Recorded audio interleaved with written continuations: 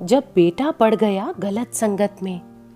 शमा 2-3 दिन से देख रही थी कि उसका 18 साल का बेटा विजय अपने पापा की दुकान से आते ही घर के पीछे वाले आंगन में अपना फोन लेकर एक कोने में बैठ जाता था और किसी से वो धीरे धीरे बात करता था। शमा को कुछ समझ नहीं आ रहा था।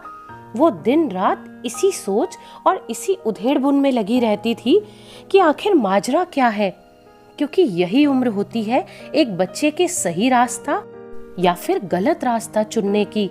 तभी एक दिन शमा अपने कानों में ईयरफोन लगाकर गाने सुनने का नाटक करते हुए तार पर कपड़े डालने लगी, लेकिन वास्तव में वो विजय की बातें सुनना चाहती थी। उसे विजय की बातें साफ सुनाई दे रही थी। विजय किसी से कह रहा था कि 10,000 रुपए आज शाम को मिल जाने चाहिए, और सुनो, पहले की तरह किसी को पता ना लगे, वरना तुम्हारा वीडियो वायरल कर दूंगा, और अगर तुम्हारा वीडियो वायरल हो गया ना तो कल सुबह तक तुम किसी को भी मुंह दिखाने लायक नहीं रहोगी, समझी या फिर से समझाऊं? अपने बेटे की ये धमकी भरी बातें सुनकर शमा के पैरों तले से तो जमीन ही निकल गई। वो हैरान रह गई और सोचने लगी कि मेरा बेटा विजय इस राह पर, मेरी परवरिश में आखिर क्या कमी रह गई थी जो उसका बेटा ये सब। उसने तुरंत कपड़ों की बाल्टी वहीं फेंकी और ईयरफोन निकालते हुए भागकर वो विजय के पास पहुंची और उसको एक जोरदार तमाचा जड़ते हुए बोली, ये क्या किया है तूने? सच सच बता, वरना यहीं खड़े खड़े मैं तेरा गला दबा दूंगी। विजय बुरी तरह चौंक गया कि माँ ने सब कुछ सुन लिया है और अब छुपाने से कोई फायदा नहीं है, उसकी चोरी पकड़ी गई है।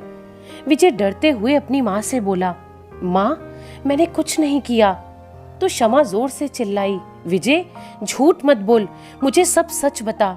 विजय बहुत डर गया।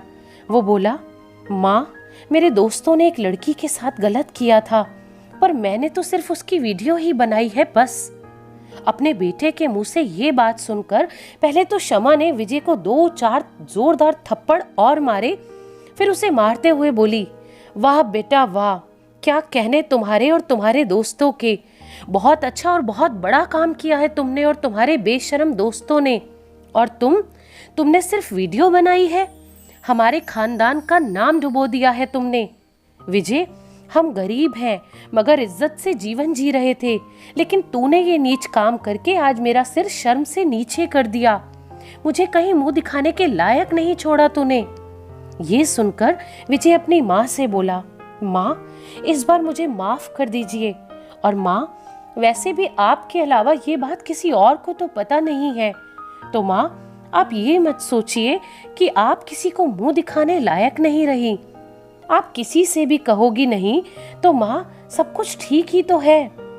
अपने बेटे की इस छोटी सोच पर शमा एक बार फिर से हैरान हो गई और साथ साथ उसका गुस्सा विजय पर और भी ज्यादा बढ़ गया।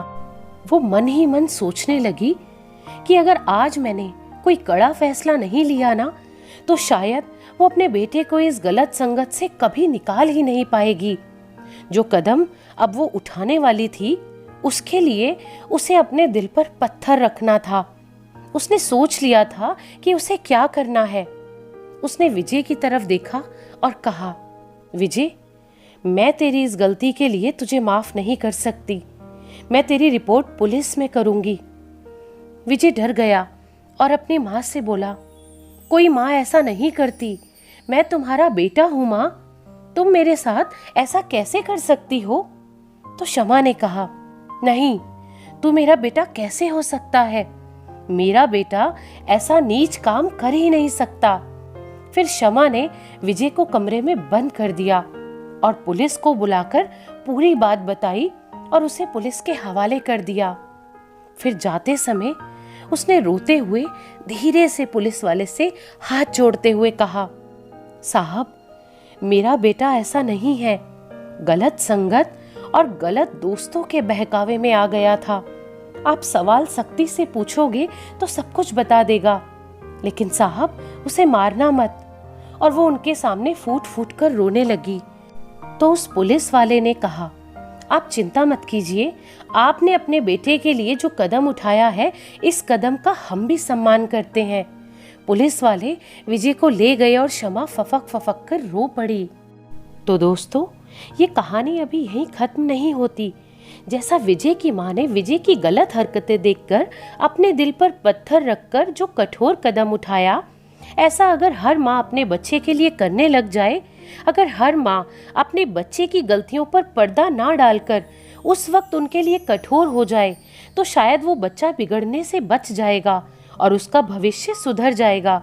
लेकिन अक्सर घरों में देखा जाता है कि अपने बच्चों की गलतियों पर अधिकतर माएं ही पर्दा डालती हैं और कहती हैं कि जरा सी गलती ही तो की है, बड़ा होकर सुधर जाएगा। और आगे जाकर वही माएं पछताती हैं कि काश समय रहते उन्होंने अपने बच्चों को डांटा होता, सुधारा होता, उन पर हाथ उठाया होता, तो आज उनके बच्चे का भविष्य भी और उनका भविष्य भी सुधरा होता। तो इस कहानी के बारे में आपकी क्या राय है, कमेंट करके ज़रूर बताइएगा। और अगर ये कहानी आपको अच्छी लगी हो तो प्लीज़ लाइक ज़रूर कीजिएगा। और ऐसी ही दिल को छू लेने वाली और प्रेरणादायक कहानियाँ सुनने के लिए इस चैनल को सब्सक्राइब करें। धन्यवाद।